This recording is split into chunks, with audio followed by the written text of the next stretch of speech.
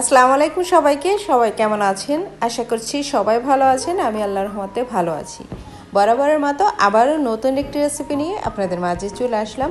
আশা করছি আজকের এই রেসিপিটিও আপনাদের ভীষণ ভালো লাগবে। বিকেলে চায়ের সাথে অথবা বাচ্চাদের টিফিনেও এই রেসিপিটি দিতে পারেন। ভীষণ টেস্টি। আর মাছ খেতে চায় না, এভাবে আপনারা তৈরি করে দিলে ওরা খেয়ে নেবে। প্রথমে আমি একটি প্যানে মাঝারি সাইজের 4টি আলু নিয়েছি। এভাবে ছুলে ধুয়ে ভালো করে কেটে নিয়েছি। এভাবে পিস পিস করে কেটে নিলে আলুগুলো দ্রুত সেদ্ধ হয়ে যাবে। এখন আমি এখানে 3 পিস কার্পু মাছের লেজার সাইড নিয়েছি। আপনারা ইচ্ছে করলে যে কোনো মাছ এখানে নিতে পারেন। পানি দিয়ে দিব পরিমাণ মতো, আর দিয়ে দিব লবণ। এবার ঢেকে সেদ্ধ করে নিব আমি যতক্ষণ না পর্যন্ত পানিটা শুকাচ্ছে। ভালো করে পানি শুকিয়ে আমি ঠান্ডা করে নিয়েছি। এখন মাছের কাঁটাগুলো বেছে নিব। মাছের পিছনের অংশটায় অনেক বেশি কাঁটা থাকে, একটু ধৈর্য সহকারে কাঁটাগুলো ভালো করে বেছে নিতে হবে। এখন আমি একটি ম্যাশার দিয়ে আলুগুলো ম্যাশ করে নেব ভালো করে। সবগুলো আলু এভাবে ম্যাশ করে নেব। ম্যাশ করা হয়ে গিয়েছে। এখন আমি এখানে কিছু শুকনো উপকরণ অ্যাড করব। লবণ দিয়ে দিলাম হাফ টিস্পুন, জিরা গুঁড়ো, ধনিয়া গুঁড়ো দিব আমি হাফ টিস্পুন, লাল মরিচ গুঁড়ো আমি 1 টিস্পুন দিয়ে দিব, হাফ টিস্পুন হলুদ গুঁড়ো, হাফ কাপ পেঁয়াজ কুচি, হাফ টিস্পুন দিয়ে দিলাম কাঁচামরিচ কুচি, হাফ টিস্পুন আদা রসুন পেস্ট, আর দিয়ে দিব একটি ডিম। এবার সব ধরনের উপকরণ ভালো করে মিক্স করে নিতে হবে।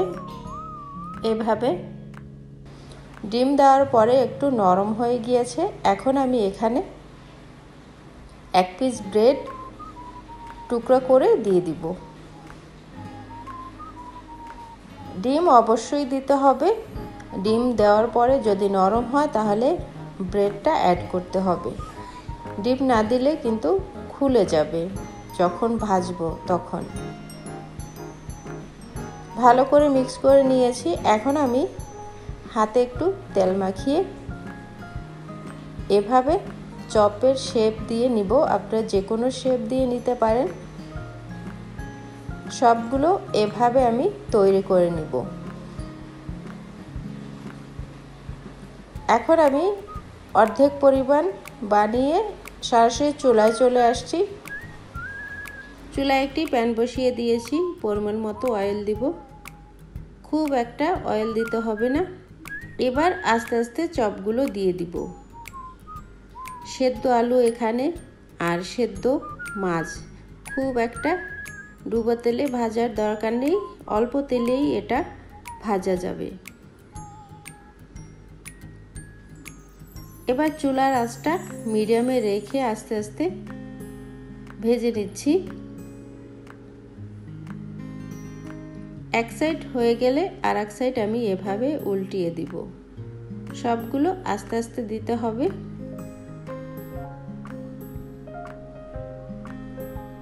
এক সাইড মোটামুটি কালার চলে আসছে।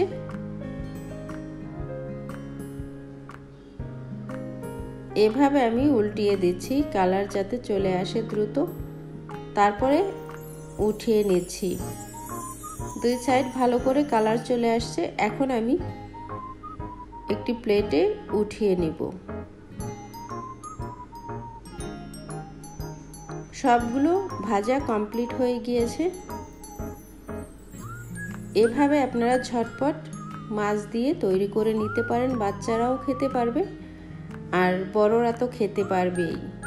আশা করছি আজকের রেসিপি আপনাদের ভালো লাগবে। এভাবে ট্রাই করতে পারেন। আজকের মতো বিদায় নিচ্ছি। সবাই ভালো থাকবেন। আল্লাহ হাফেজ।